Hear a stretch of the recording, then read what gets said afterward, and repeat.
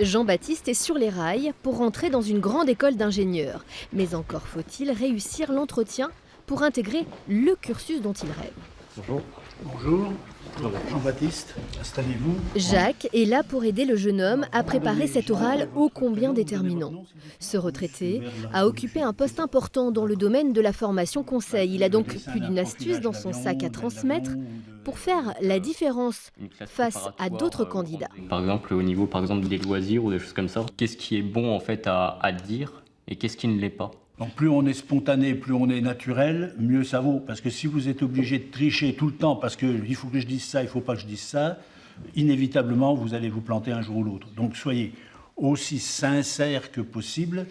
Dans la salle de classe voisine, autre duo, autre conseil. Il faut toujours, après une question, marquer un temps de réflexion. D'une part, ça vous laisse le temps de respirer, donc ça oxygène le cerveau, donc ça permet de garder de la lucidité. Et puis, donc vous montrez que vous réfléchissez et que c'est d'une réponse posée. Donc ça, c'est un jeu. Donc face à la déstabilisation qu'il peut y avoir en face, vous répondez par la sérénité. Jean-Claude a été directeur de coopérative agricole. Il a fait passer des dizaines d'entretiens d'embauche quand il était en activité. Mehdi a ainsi l'impression de pénétrer dans la tête d'un recruteur.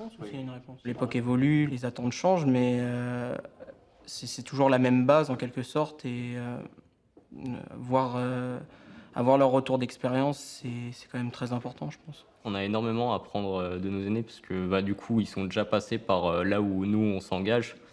Et ils ont de l'expérience à nous apporter. Et ça aide à nous mettre en confiance en fait pour nos futurs entretiens ou même pour notre future entrée dans le monde du travail.